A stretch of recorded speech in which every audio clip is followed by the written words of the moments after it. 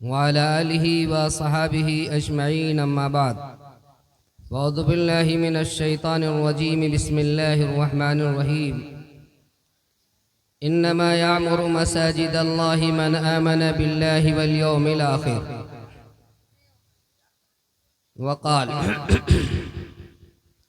وإذ يرفع إبراهيم القواعد من البيت وإسماعيل ربنا تقبل منا إنك أنت السميع العليم وعن عثمان رضي الله عنه قال قال رسول الله صلى الله عليه وسلم من بنى لله مسجدا يبتغي به وجه الله بنى الله له بيتا في الجنة أو كما قال عليه الصلاة والسلام۔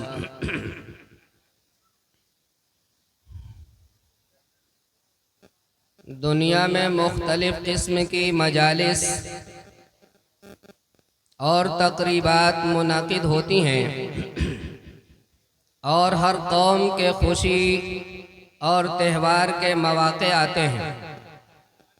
لیکن اسلام کو یہ امتیاز حاصل ہے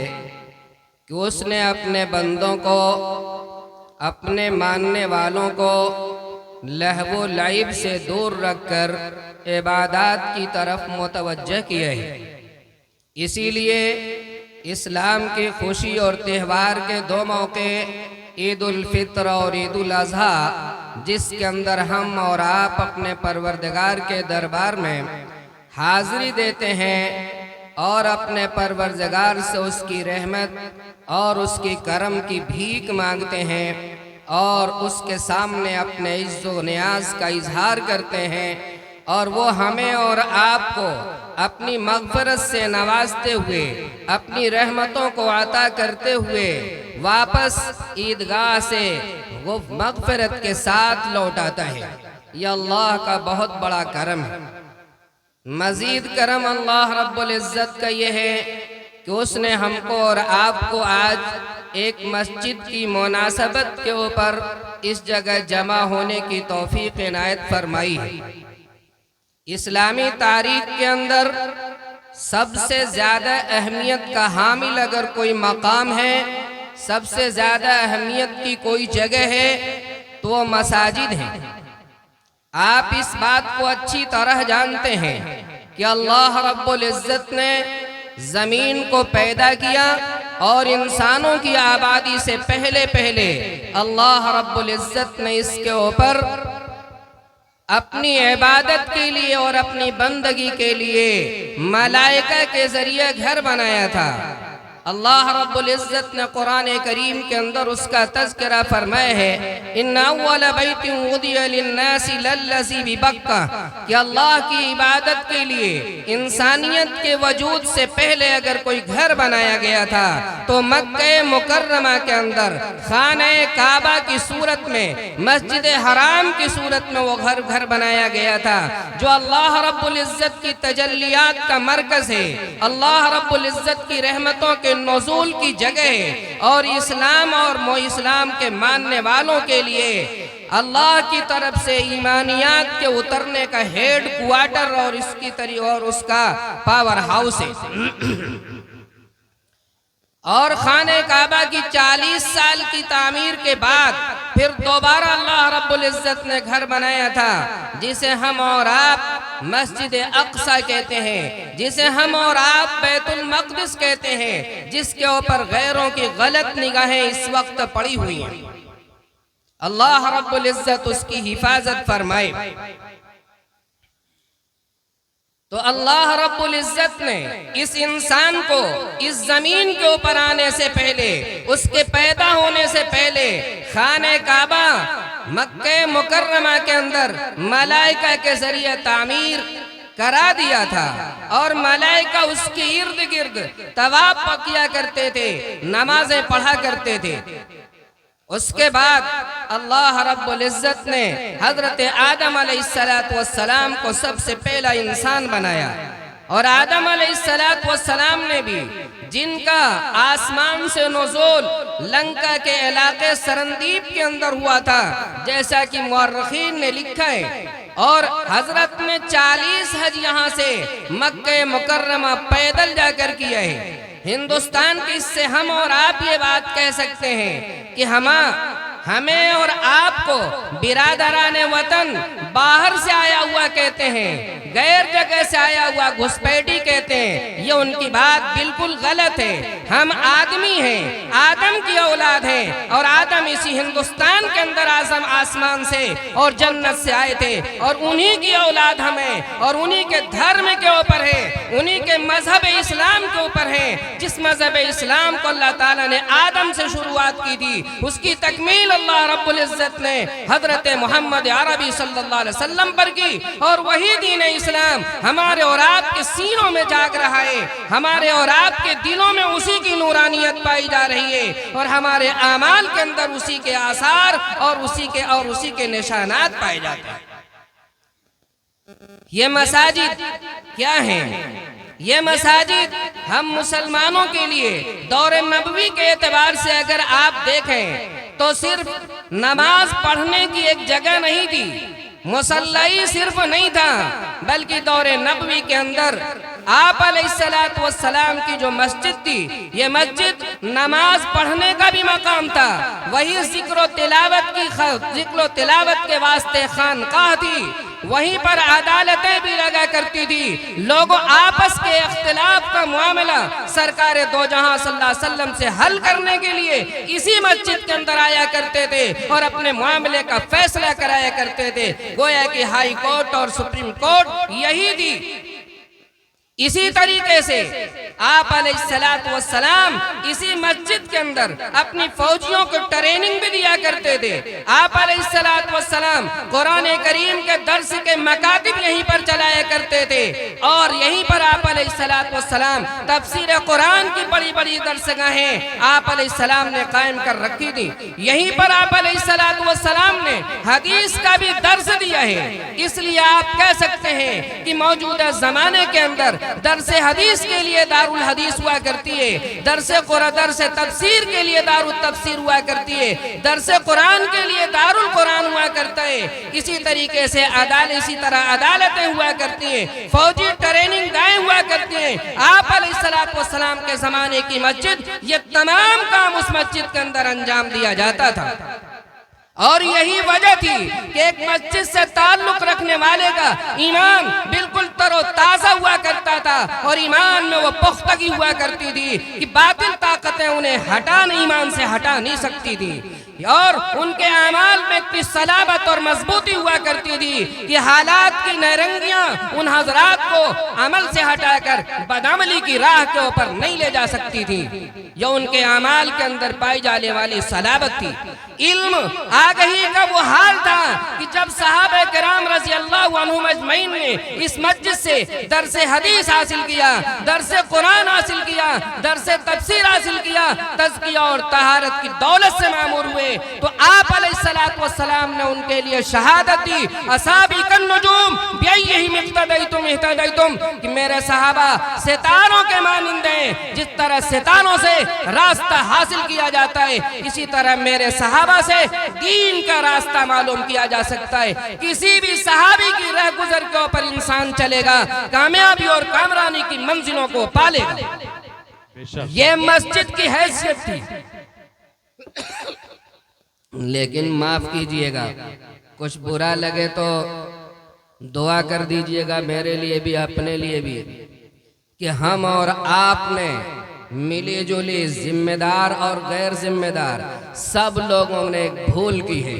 اور بھول یہ کی کہ ہم نے اس مسجد کو صرف نماز پڑھنے اور تلاوت پڑھنے تک محدود کر رکھا ہے۔ اس مساجد کو ہم نے اپنے بچوں کی تربیت گاہ نہیں بنائی، ان مساجد کو ہم نے یعنی اپنے مقدمات کا فیصلہ شریعت کی روشنی کے اندر کرنے کے لیے مساجد اور ائمہ مساجد سے ہم نے کوئی رابطہ نہیں رکھا ہے۔ اسی طریقے سے ہم اور آپ نے درس قرآن کے حاصل کرنے کے لیے کوئی بھی راستہ نہیں اپنا رکھا ہے۔ اتنا بڑا خیر آباد جس کا ڈنکا ملک اور غیر ملک کے اندر بج رہا ہے، لیکن آپ بتائیے، اور علماء بھی اللہ کے فضل سے اچھے خاصے موجود، لیکن آپ کو درس قرآن کے کرنے اور کرانے کی فرصت نہیں ہے، درس حدیث کے مدارس کے اندر جاری کرنے کی فرصت نہیں ہے۔ کیا آپ ہفتے کے اندر، میں ہفتے کے اندر اور روزانہ 15 منٹ اور 20 منٹ اپنے دین کے لیے نہیں نکال سکتے؟ آج دنیا کا حال دیکھیے، میرے آقا صلی اللہ علیہ وسلم نے فرمایا ہے کہ جس کو مسلمان کہا جا سکتا ہے یہ انسان چند مراحل سے گزرتا ہے۔ یولد مومنا ویحیا مومنا ویموت مومنا، 4 قسم کے لوگ ہیں۔ کچھ وہ ہیں جو پیدا ہوتے ہیں تو مسلمان پیدا ہوتے ہیں،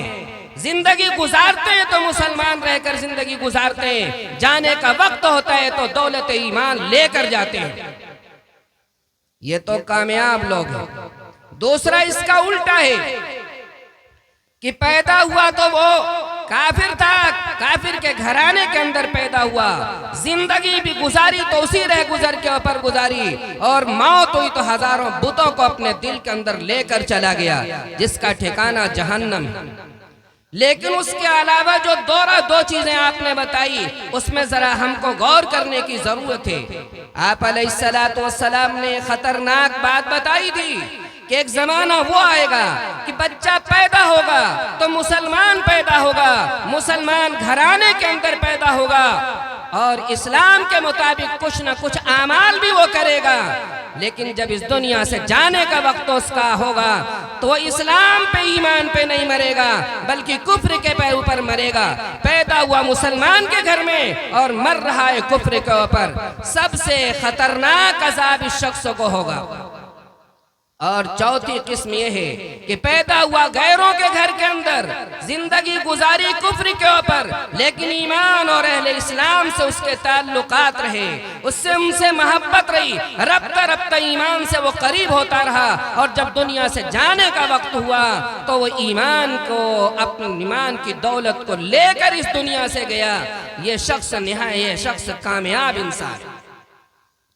سننے کو تو یہ 4 قسمیں آپ نے سن لی، لیکن موجودہ ملکی ماحول آپ دیکھیے کہ مساجد سے اور ہماری تعلیمات اسلامیہ سے دوری کا یہ حال ہے کہ مسلمان لڑکے غیروں کے ساتھ شادی کر رہے ہیں اور اپنا دھرم تبدیل کر رہے ہیں، مسلمان لڑکیاں غیروں کے ساتھ شادی بھی کر رہی ہیں اور اپنا دھرم اور اپنا مذہب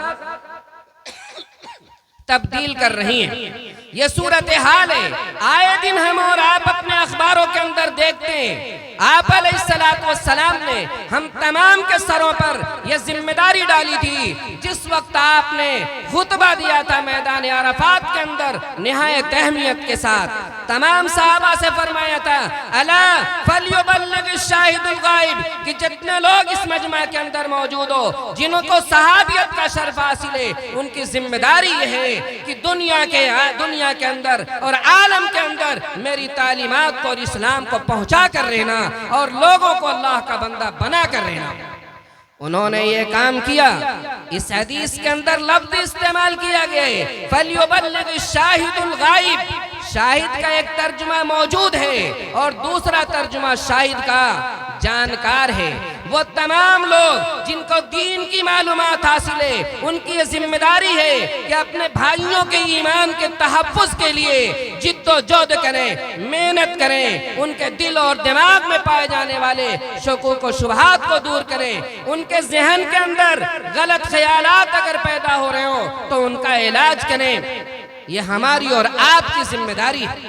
اگر ہمارے پڑوس کا کوئی آدمی اس طریقے سے غیروں کے ساتھ پلٹ جا کر اسلام سے ہٹ کر زندگی گزارنے لگتا ہے، ہم سے اور آپ سے باز پرس ہوگی اور آقا صلی اللہ علیہ وسلم پوچھیں گے کہ ہم نے ذمہ داری تمہارے سر ڈالی تھی، تم نے اس ذمہ داری کو کہاں تک نبھایا؟ تو میرے عزیزو، اس وقت ہم اور آپ کیا کریں گے؟ انہی تمام اہم ذمہ داریوں کے نبھانے کے لیے مساجد کا قیام عمل میں آتا ہے۔ اور آپ تاریخ انسانی پڑھیے تو حضرت آدم نے بھی خانہ کعبہ کی تعمیر فرمائی ہے، حضرت ابراہیم علیہ السلام نے خانہ کعبہ کی تعمیر فرمائی ہے، حضرت سلیمان علیہ السلام، حضرت داؤد علیہ السلام نے مسجد کی تعمیر فرمائی ہے، اور پھر آخر میں چلتے ہوئے ہمارے اور آپ کے آقا صلی اللہ علیہ وسلم نے جب مکہ مکرمہ سے باشندگان مکہ نے نکلنے پر مجبور کر دیا، آپ بے یار و مددگار، بے سہارا، بے مال و دولت کے مکہ مکرمہ سے نکلے، اور جب یہاں سے آگے بڑھے، آپ کا جہاں قیام ہوا مدینہ کے قریب، تو آپ علیہ السلام نے وہاں پر بھی مسجد تعمیر فرمائی، اور پھر جب آگے بڑھے اور مدینہ معظمہ کے اندر آپ علیہ السلام کا دخول ہوا، تو جس جگہ آپ علیہ السلام نے قیام کیا، سب سے پہلے اگر کوئی فکر ہوئی تو اپنے مکان بنانے کی فکر نہیں ہوئی، اپنے لیے آرائش، اپنے لیے آرام گاہ تجویز کرنے کا موقع آپ نے نہیں لیا، بلکہ اللہ رب العزت کی عبادت اور بندگی کے لیے اس مقام کو مسجد بنانے کا فیصلہ کیا۔ یہ ہمارے اور آپ کے لیے بڑی خوش آئند بات ہے کہ ہم کو اور آپ کو مسجد عثمان غنی کے ذمہ داروں نے پکارا ہے اس واسطے تاکہ ہم اور آپ اپنی محنت کی کمائی کو اس کے اندر صرف کریں، اور صرف کر کے مسجد کی تعمیر کریں۔ خانہ خدا کی تعمیر کے اندر ہمارا اور آپ کا جو بھی پیسہ لگے گا وہ سب سوارت ہے اور سب کا سب کارآمد ہے۔ میں نے ایک حدیث آپ کے سامنے پڑھی ہے، اس حدیث میں آقا صلی اللہ علیہ وسلم ارشاد فرماتے ہیں، من بنا للہ مسجدا، کہ جس شخص نے اللہ کے لیے مسجد بنائی، اور مسجد کی تعمیر سے مقصود اس کا کیا ہے؟ مقصود یہ ہے کہ ہمارا پروردگار راضی ہو جائے، اس کی عبادت کے لیے گھر تعمیر ہو جائے، اس کے ذکر و تلاوت کے لیے ایک جگہ متعین ہو جائے، اور اللہ والوں کے لیے بیٹھنے کا ایک موقع، ایک جگہ فراہم ہو جائے، اس نے اللہ کی رضا کے لیے کام کیا، تو اللہ رب العزت اس کے لیے جنت کے اندر گھر بنائے گا۔ جنت میں گھر بنائے گا، کیسا گھر جنت میں بنے گا؟ بعض روایتوں میں تو یہی لکھا ہے کہ بن اللہ لہو بیتن فی الجنہ، کہ اللہ رب العزت اس کے لیے جنت میں گھر بنائے گا۔ ہم اور آپ اپنے اعتبار سے گھر بناتے ہیں، اور اللہ رب العزت مالک الملوک ہے، اللہ رب العزت شہنشاہ دو عالم ہے۔ آپ علیہ اور اللہ رب العزت جب گھر بنائے گا تو اپنی شایان شان گھر بنائے گا۔ اس کی شایان شان گھر کا تھوڑا سا تذکرہ کروں کہ جنت میں اللہ رب العزت عام انسانوں کو جو گھر دے گا تو گھر اتنا بڑا ہوگا کہ اس گھر کے اندر 70 کمرے ہوں گے، اور ایک کمرہ اتنا بڑا ہوگا کہ اس کمرے کے اندر 70 مسہری لگی ہوئی ہوگی، تو سب کمرے میں 70 مسہری لگنے کی گنجائش ہوگی۔ آپ اندازہ کر سکتے ہیں کہ کتنا بڑا گھر دے گا جنتی کو۔ اور جب اللہ رب العزت کا گھر ہم اور آپ بنائیں گے تو اللہ تعالیٰ کی ذات سے یہی امید ہے کہ اللہ رب العزت ہم کو اور آپ کو اس مکان سے بہتر اپنی شایان شان گھر عطا فرمائے گا۔ کتنی بڑی مسجد بنانی ہے؟ سیٹھ صاحب کوئی ہوں گے، پتہ لگا 1 کروڑ روپیہ نکال دیا، زمین خرید لی اور مسجد بنا لیا، پوری مسجد انہوں نے بنا لی، ان کا تو گھر جنت میں بن جائے گا۔ باقی یہاں جتنے بیٹھے ہوئے لوگ ہیں، اس میں سے میں اگر کہوں کہ کوئی بھی ایسا نہیں ہے جو پوری مسجد اپنے خرچ کے اوپر تعمیر کر سکے، تو پھر اس کو یہ ثواب کیسے ملے گا؟ قربان جائیے اس محمد عربی صلی اللہ علیہ وسلم پر جس نے ہمارے اس سوال کا جواب آج سے 14 صدی پہلے دیا ہے۔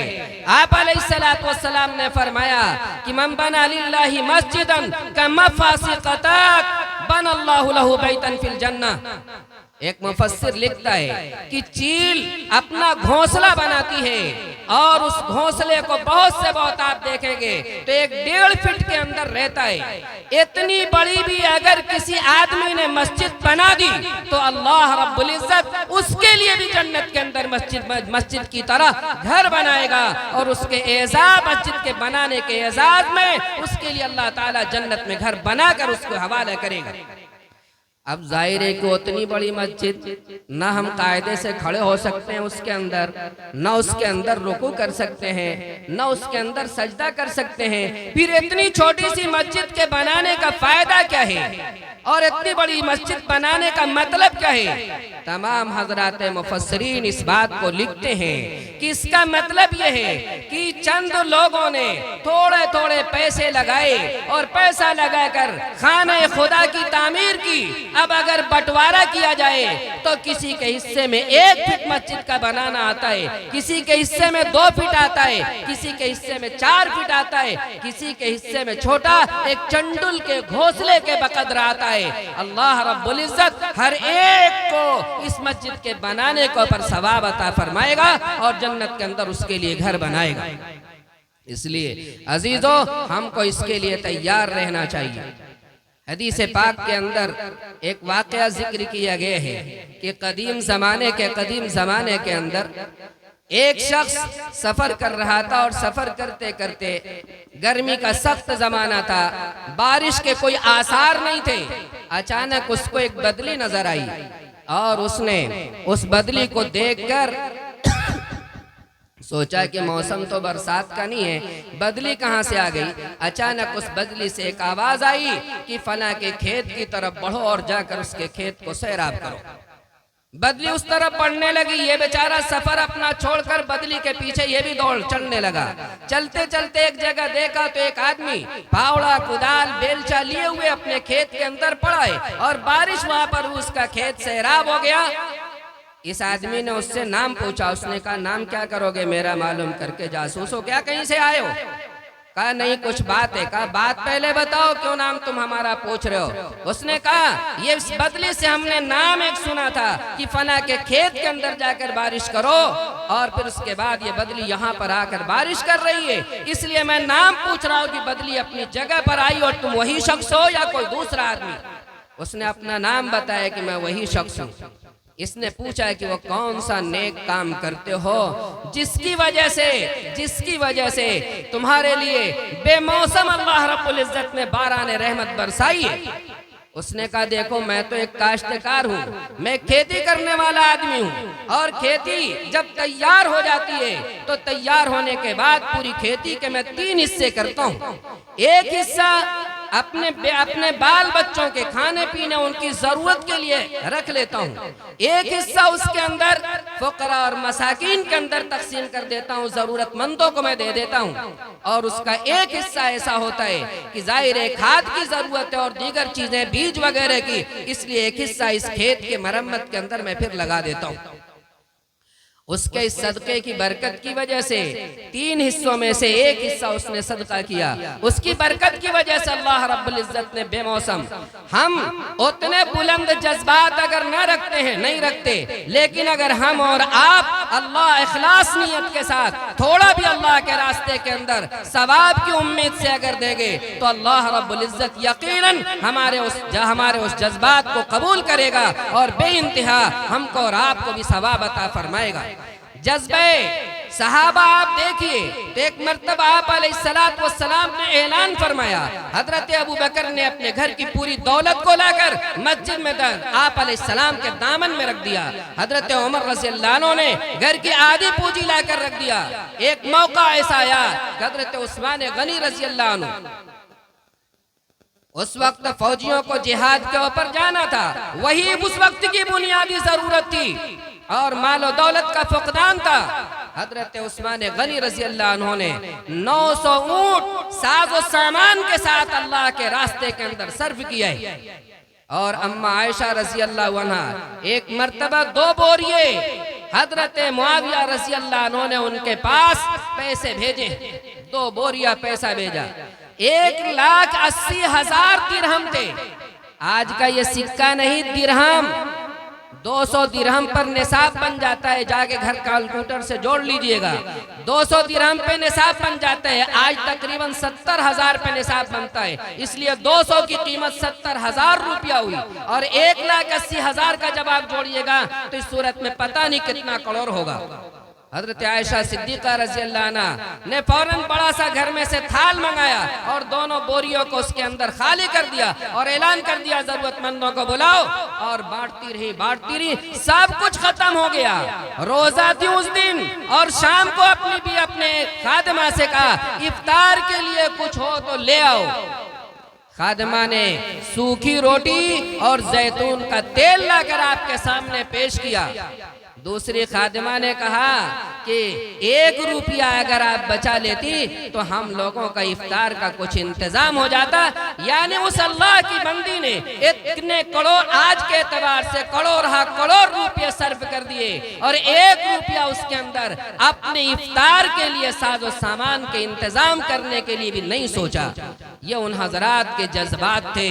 اس لیے ہم کو اپنے صحابہ کی طرف جب نگاہ کر کے دیکھیں گے تبھی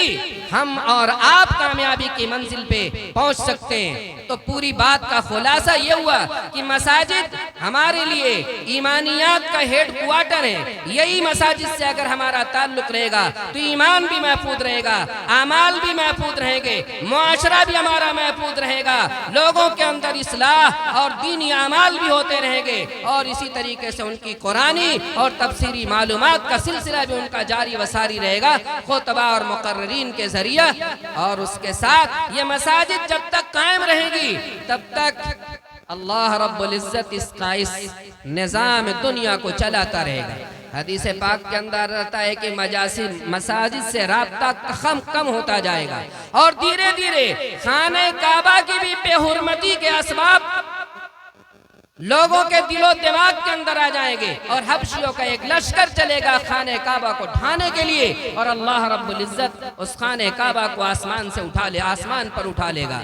جب خانہ کعبہ کو آسمان پہ اٹھا لے گا، مفسرین نے لکھا، اللہ تعالیٰ نے ذکر کیا قیاما للناس، انسانیت کی بقا، خانہ کعبہ کی بقا سے جب تک زمین پہ وہ رہے گا انسانیت باقی رہے گی، اور جس دن خانہ کعبہ زمین سے اٹھ جائے گا انسانیت اس کے بعد تباہ و برباد کر دی جائے گی۔ اس کا مطلب یہ ہوا کہ ہم اور آپ اگر دنیا میں باقی رہنا چاہتے ہیں اپنے اسلام اور اخلاق اور اپنے کردار اور سنت نبی کی سنتوں کے ساتھ، تو ہمارے لیے ضروری یہ ہے کہ ہم مساجد سے اپنا رابطہ مضبوط کریں۔ ٹھیک ہے، کریں گے؟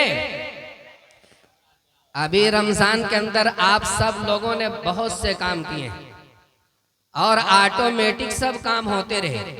صرف آپ سے اتنی درخواست ہے کہ نہ روزہ تو پھر آپ کو رکھنا ہے 11 مہینے کے بعد، وہ 11 مہینے کے بعد رکھیں گے، لیکن باقی جتنا کام کرتے رہیں اس کی وجہ سے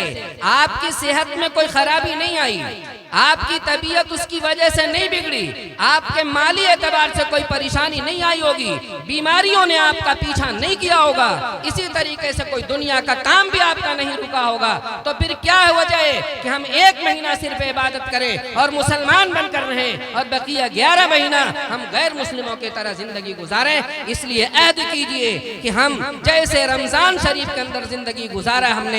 آج اس عید کے دن عہد کرتے ہیں اپنے پروردگار سے کہ پورے سال اسی طریقے سے زندگی گزاریں گے، تاکہ ہمارا مسجد کا ماحول رمضان اور غیر رمضان میں یکساں ہو جائے۔ اللہ رب العزت مسجد کا زیادہ سے زیادہ تعاون کرنے کی آپ حضرات کو توفیق عطا فرمائے، اور مسجد کی اللہ رب العزت تعمیر کو مکمل ہونے کا بہتر سے بہتر خزانے غیب سے انتظام فرمائے۔ وآخر دعوانا الحمدللہ رب العالمین۔